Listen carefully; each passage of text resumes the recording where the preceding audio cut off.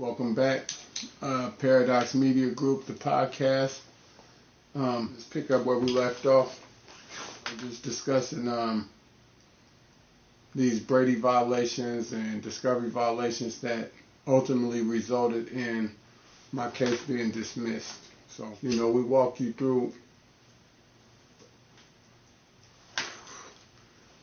guys through Savanday's situation and show how she was coached and coerced and manipulated and coerced into lying and misleading the jury. It's just the state shouldn't be able to use their awesome power to cheat people. You have all the resources at your disposal, you shouldn't be able, or you shouldn't need to cheat. And so here go another example where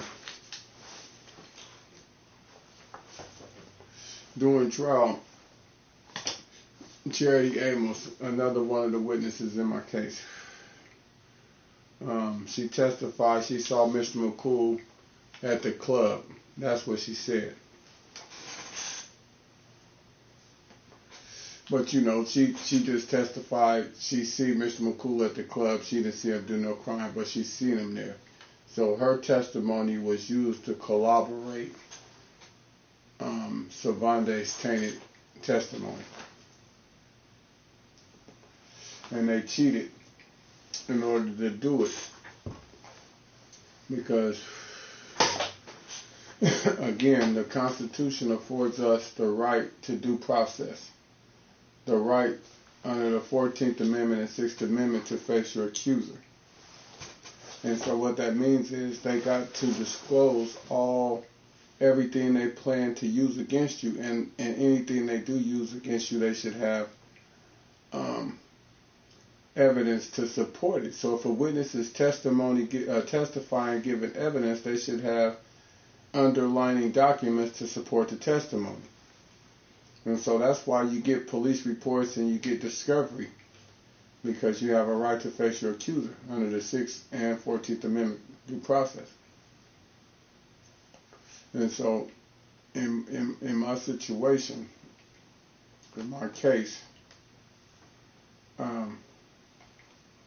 they provide you with documents, police reports and whatnot. And so in my case, Charity Amos, they gave us a police report, and the police report with her, she didn't see nothing. She don't know. She didn't identify nobody as doing anything.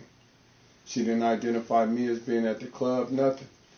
And so, the expectation is, she's just gonna come to court and testify to what she testified in the police report, and that's what you expect. But we was hit with an unfair surprise, see. And so, around the time she was shot, I say, maybe, I'm not sure, but at first, she got a police report. And, she didn't say nothing. And so then 18 months passed by. And then we're in trial, and now all of a sudden we hit with the unfair surprise that, voila, now she didn't seen you or seen Mr. McCool at the restaurant. Well, this wasn't in the police report. We wasn't put on notice that this lady was saying any of this. You see what I mean?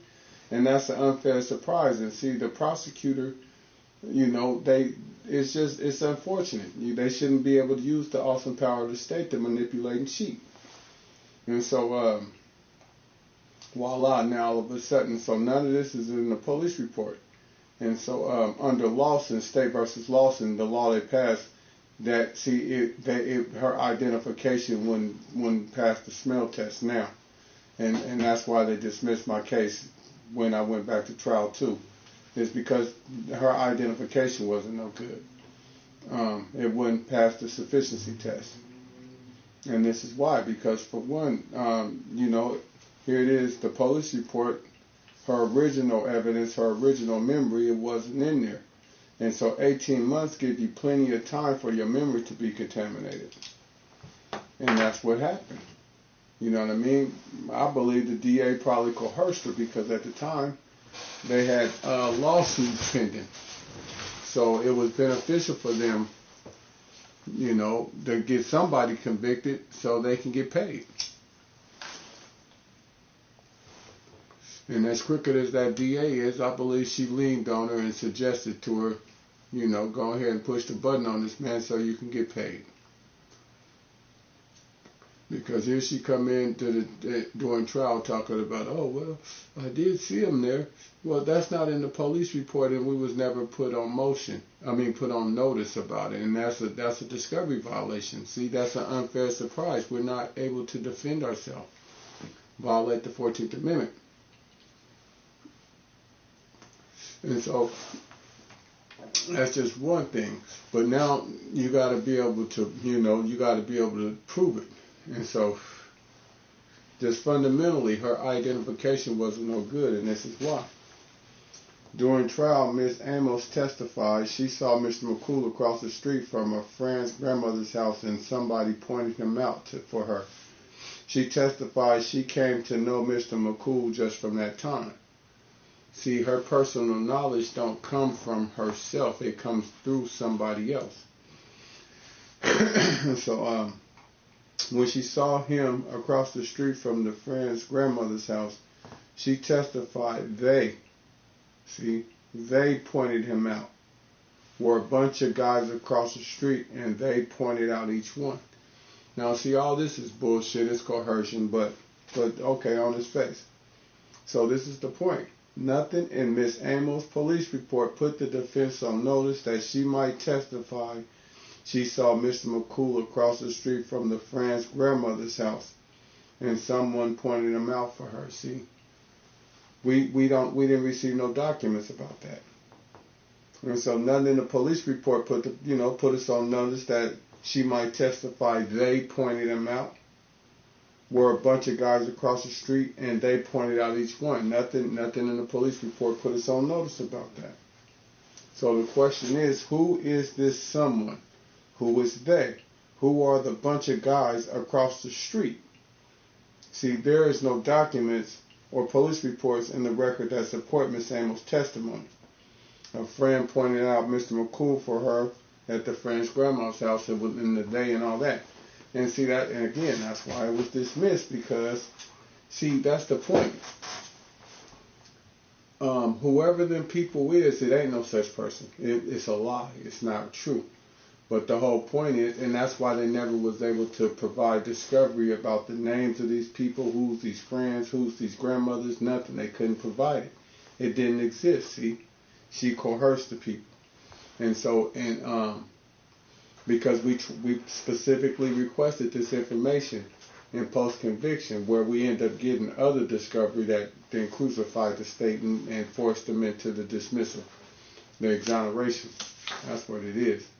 And so this is why they dismissed the case for shit like this, And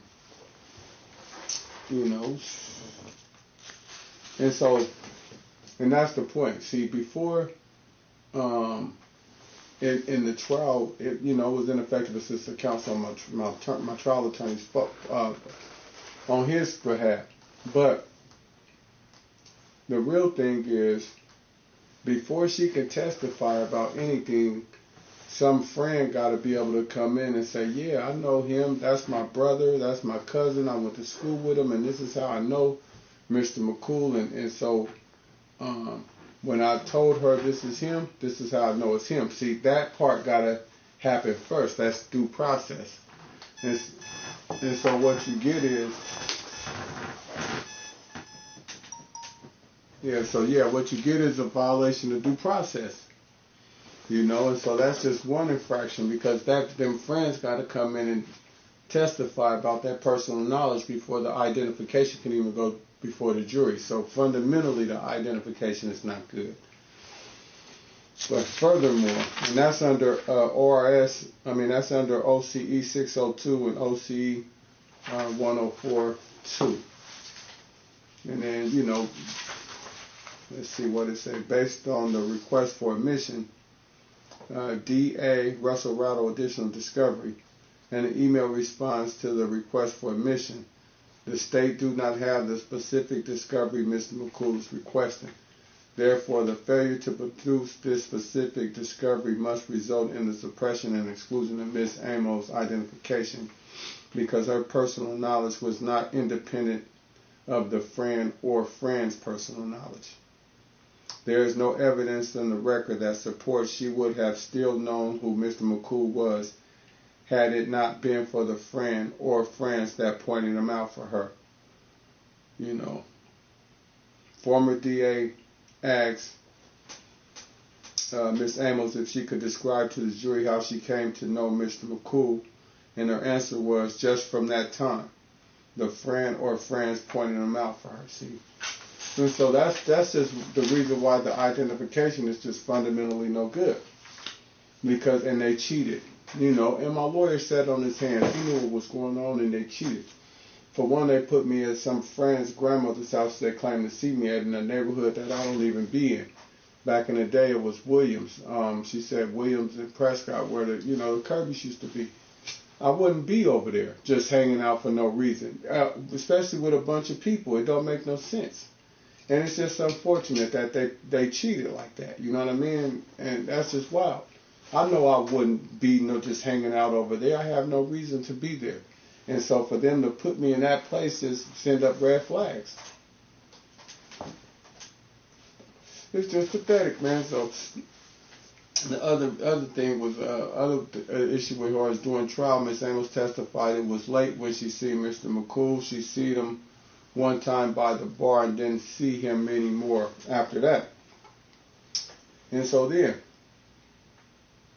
nothing in Miss Amos' police report put the defense on notice that she might testify she seen Mr. McCool at the restaurant by the bar. There's no documents or police report in the record that support Miss Amos' testimony. And so there it is again, and that's why they dismissed it. That's why they dismissed the case, because her identification is no good, man. They don't have no evidence of that.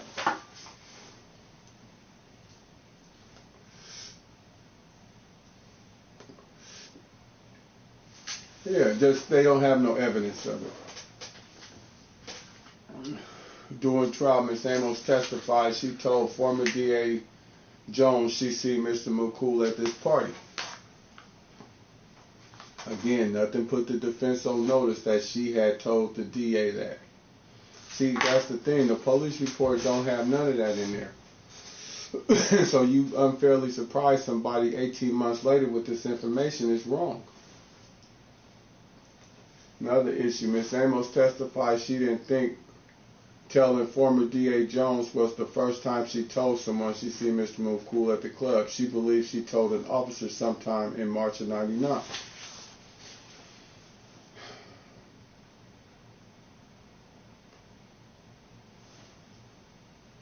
See, that's the thing. The whole point is, again, that's not in the police report. And so now, if you told the DA, she's saying, I told her, and I told the officer. See, that's the whole point. You need to disclose them to, she's saying she told people, so where's the information, see? And what's happening is she up on the stand lying. Because the DA didn't, what else can she say? You know, she just got the waffling talking about she don't remember, but the whole thing is, she's saying right there a testimony, and there should be documents to support that, and there is none. And so that's why they dismissed the case, because they couldn't afford this stuff to go before a judge, because now, you know, the DA will mess around and lose that former DA, Nicola Jones, will mess around and lose her license. Is she going to mess around and lose it now? I mean, probably not, because they're going to settle it out, because they're going to save them. Because the prosecution office is out of pocket. They caught in a conspiracy. They caught in a cover-up. You know, I was explaining to a fellow today, man, how DDA Russell Rattle, man, he's the center of everything. He's the problem. Because in the discovery, when they did that in post-conviction, and and they came back 15 months later or whatnot with the additional discovery. See, Russell Rattle is the main person. He's the witness, because he's the one that blames Sewell, D.A. Sewell, and D.A. Sewell's staff of the prosecutorial misconduct. He's saying it's their fault that they didn't provide the police report dated 7/22/00. And then he turned around and say he vouched for the DA, Nicola Jones, by saying, yeah, she told me she provided the police report to Mr. Brennan. I believe her, and he vouched for her. He put his credibility on the line. So on the witness stand, it's like, well, what did y'all talk about? How did she explain to you that she sent it she gave Mr. Brennan the documents? What happened? Explain that to us. Like, because he becomes a witness, because he's the center of everything. He's the one vouching for the former DA, and he's the one blaming his staff for the discovery violation. And see, that's the thing. It's just, it's too much. None of that stuff was in there in the discovery. And so, it's just they caught. It's just going to be interesting to see. I just think they're going to have to wave a flag.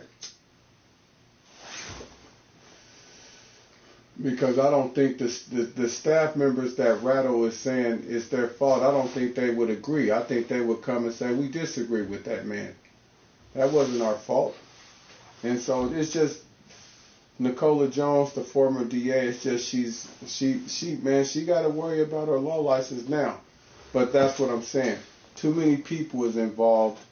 The cover up, too many lawyers is involved, so they're going to go ahead and settle out so they can save them people. They're going to save their law license because they need this shit to go away. It's too much. They caught. And it ain't just me talking, it's the record. You know what I mean? It ain't me talking. When my case went back to trial, they dismissed it. It ain't me talking. This is the facts. I got all my rights back. I want my appeal. This ain't me talking. This is the truth. And they need to be spanked, like my sis said. Gotta spank them. Because at the end of the day, we gotta have a country. If we want to have a country for our grandchildren's, great-grandchildren's, great-great-greats, and whatnot 100 years down the line, the Constitution gotta prevail. This is what the slaves fought for. This is what the former slaves fought for. The freedmen fought for. So in the future, a man like me would be afforded the benefits of the Constitution. The right to due process, man. The right to the 6th Amendment, the 14th Amendment. The 2nd Amendment, 1st Amendment, all the amendments, man. They wanted a time where we'd be free. To survive and live and take advantage of all the benefits America had to offer. And so to the former slaves, man, I thank you. I appreciate you, because the Constitution, the due process is working. We ain't there, but I mean, shit, man. I can own a business. I can put in and go do banking as a black man. Ain't got to, try to, things, it is what it is, man. Say what you want about segregation or desegregation. It's an argument and rationale on both sides of that. But, right now, man, I mean, all I can say is yes, though. Thank God to the ancestors, because due process is working. And it's working in my case because I'm right there at the 1-yard line. Wrongful conviction. Finna sue them and hold them accountable. See, our justice system has accountabilities, checks and balances, where we could take our grievances to the court. And that's what's going on. And shout out to Jonathan Clark, man. Stand-up individual, man. I thank you for taking my case, man. We just, man, fight for justice, man. Fight for all those that's locked up, man. My boy Nelly, in a scandal where police misconduct. Man, free Nelly, My son doing time in jail. Rest in peace to Billy. And that's a different thing, he's being held accountable for what he did wrong, and he took a plea bargain and whatnot. And rest in peace to Billy. It's tragic. That's family, Yeah, and just, man, but justice. It's all about justice, Due process, the Constitution is what it is, and that's the part. Once a person has served his time and did that, you can't be wanting to have street justice and court justice at the same time. You got to pick one. And so this man is doing his time. He's serving his debt to society. And it's tragic and unfortunate. And so from it, hopefully it's a lesson learned that can pay forward so future people can learn and, try to do something better, and we all at fault.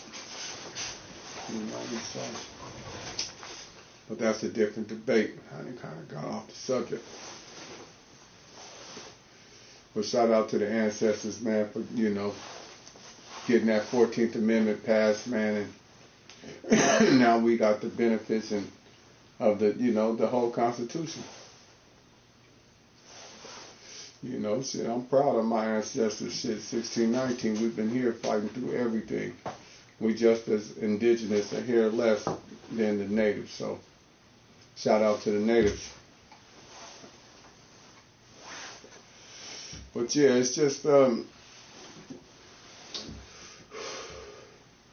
kind of painting the picture to you guys, just kind of show you guys, man, why they dismissed the case, and so you have that with with Charity. But the main thing with Charity is, it's like, I'm gonna just read it to y'all, man. The record reflect Mr. McCool told Mr. Brennan he wanted him to subpoena Dr. Anthony Borzotta. Mr. Brennan failed to locate Borzotta to get his testimony. And then also, John Storkel, my attorney in appeal, he was successful. Again, I'm gonna just jump into it. He was successful getting this doctor and my and this police officer Goliday. He said John Storkel was successful in locating Dr. Borzotta and got him to testify at a newly discovered evidence hearing.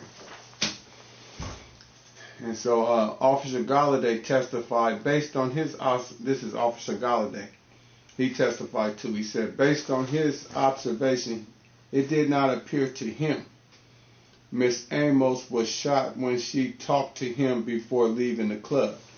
Because Charity had talked to Officer Goliday before she left the club.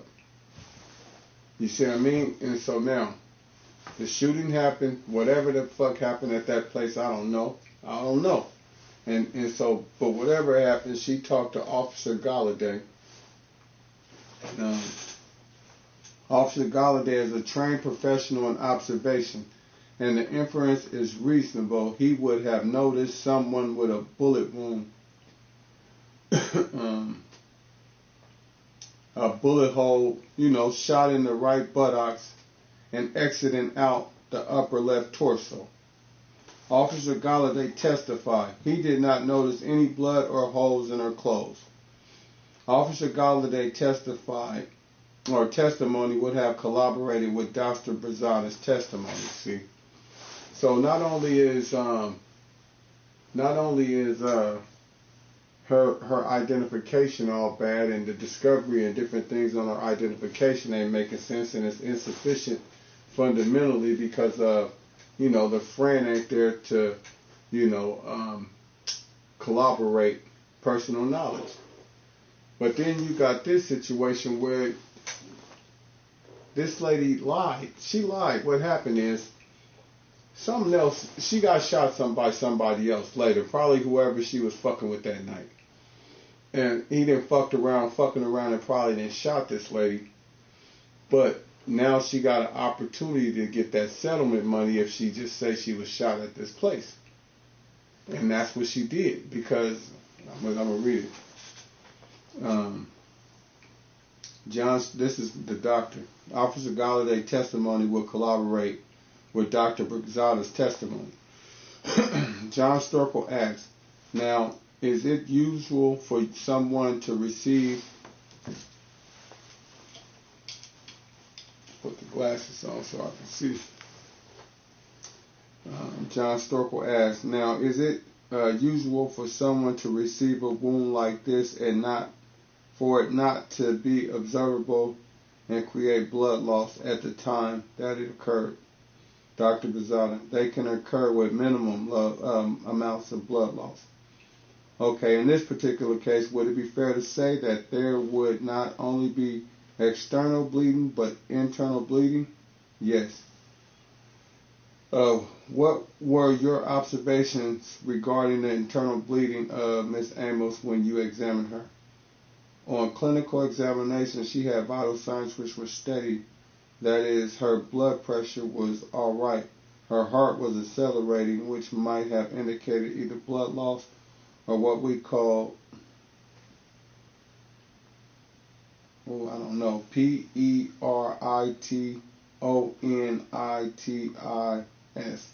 I don't know what that is. I can't remember. That is inflammation of the abdomen, which was also indicated by the fact that she had a lot of pain and reflective tightness of the muscle of her belly wall. And so Dr. Borzotta admitted her heart was accelerated, which might have indicated blood loss. There would be at least a minimum blood loss. She had external and internal bleeding, which means when she got shot, there was at least a little bit of blood visible. Even a little bit of blood would have been visible when she talked to Goliday before leaving the club. And there should have been a little bit of blood just above her right hip area or the left part of her stomach. See, that's the thing. If it's just a little, but I mean, Goliday would have seen it. Officer Goliday testified based on his observation, it did not appear to him that she was shot. He did not recall seeing blood on her. Had he seen it, he would have made further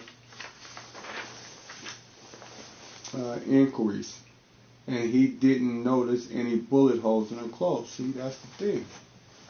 So now, Mr. Storkel asked, okay, in how many hours subsequent to 2 o'clock could it have been? Dr. Borzotta, she arrived at 9:30. So the most recent time I think likely to occur would have been 6:30. See what I'm saying? So, see, that's the thing. Let's see. Officer Goliday's observations support Dr. Borzotta's thought. At 2 o'clock, when Miss Amos spoke to Officer Goliday, see, 2 o'clock she spoke to Officer Goliday, she did not appear to be shot to him. His testimony support Dr. Borzotta's thought that Miss Amos likely received her gunshot wound at 6:30. See, if she wasn't shot when she left and seen Goliday, yeah, she had to go get shot somewhere else. Just who knows? Who knows? Never know. But Officer Goliday's testimony support Miss Amos' gunshot wound likely did occur at 6:30. Based on Officer Goliday's testimony, there is a reasonable probability Miss Amos' gunshot wound likely occurred at 6:30. Had the jury heard testimony from him and Dr. Borzotta, the outcome would have been different on Miss Amos' conviction. Miss Amos did not testify she seen Mr. McCool shoot her. Nobody else testified they seen Mr. McCool shoot her.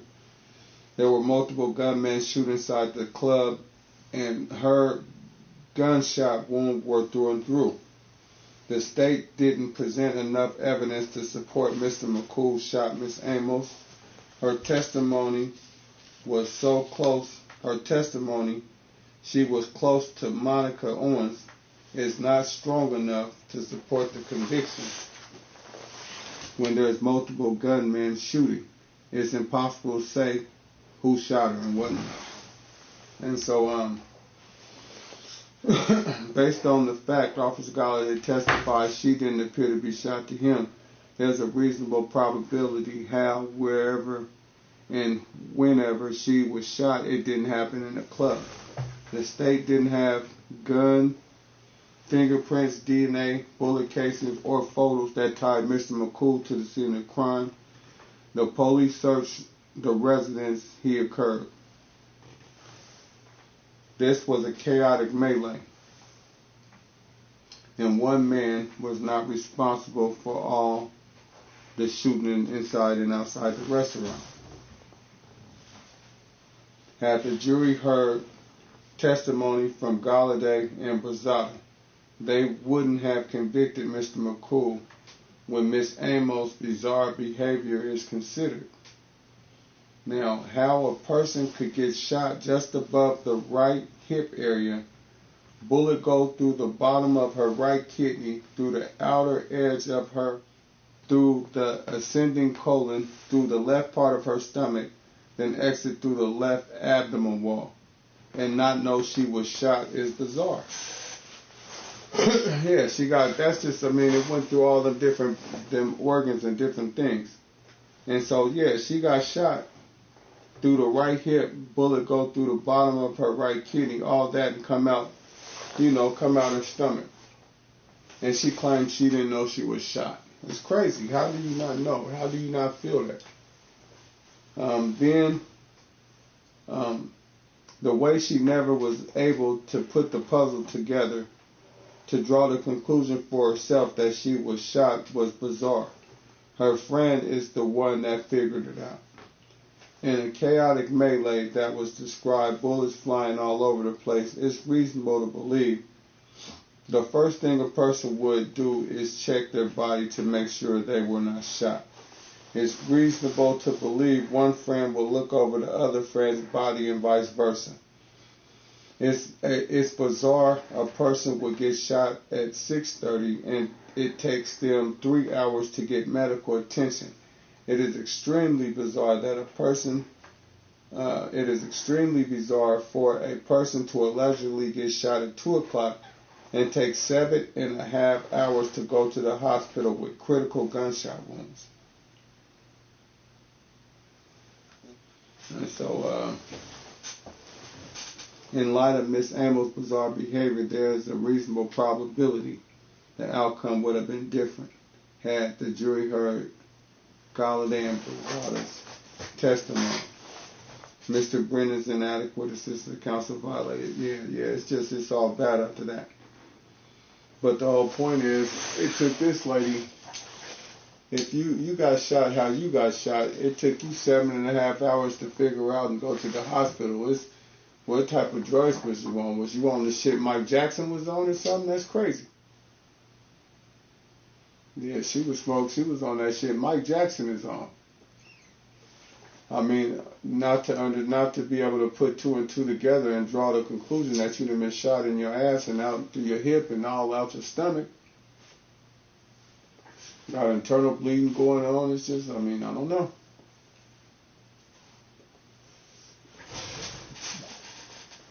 And so, yeah. None of this shit the DA disclosed to us. Of course, she didn't give us the documents for the doctor. Of course, she didn't give us the documents heads up for the police officer Goliday. I had to step to the judge myself and request it, and I still got swindled, where they didn't follow up and tell the judge what happened from their attempt to locate these 2 people, the doctor and the policeman. And so, my lawyer fucked me over too, but fundamentally though, the state still withheld documents, the state, withholding documents and just, playing fast and loose with their awesome power in the government or state, DA, county office, or whatever you call it. So,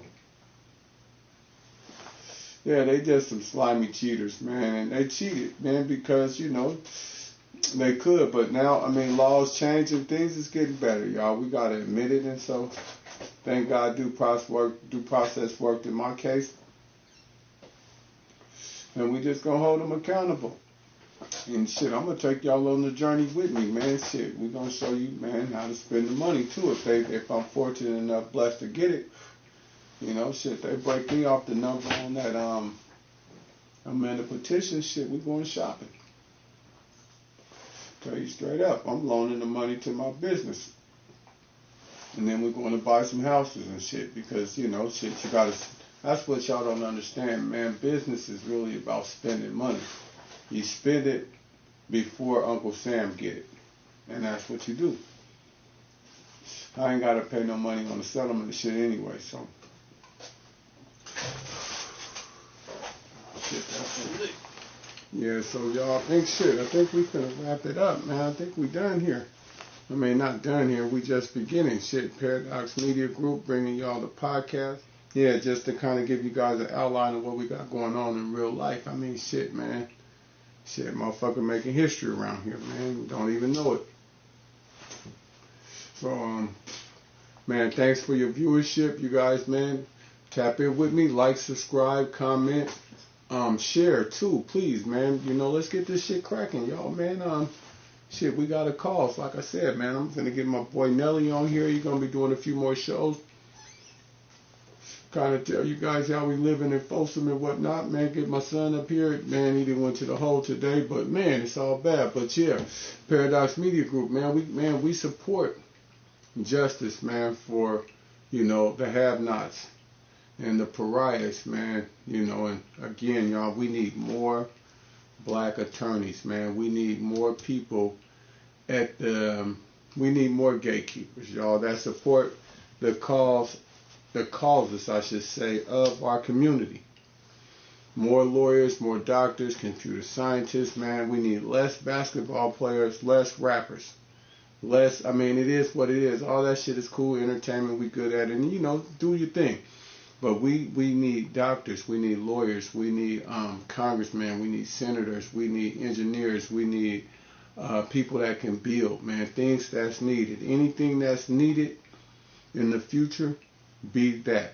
It don't matter. Plumber, carpenter, mechanics. See, because they're never going to stop making cars. You're going to always need electricity. You're going to always need a house built.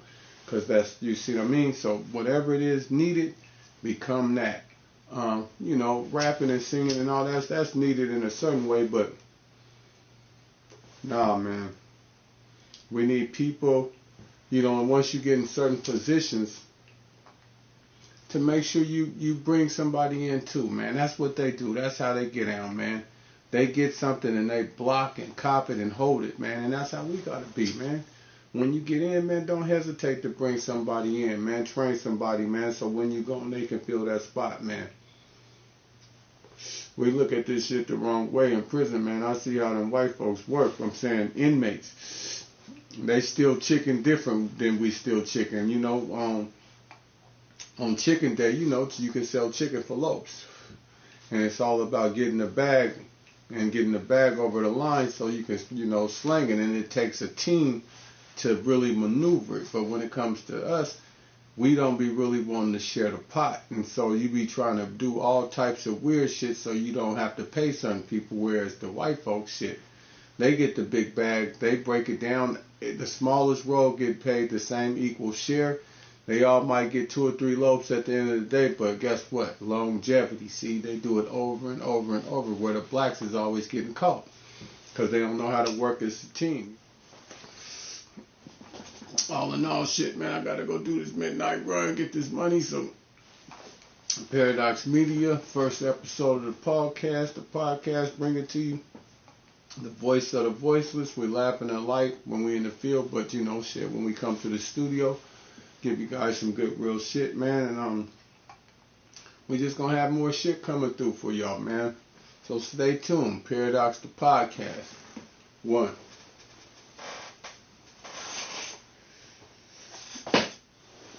The never ending roach.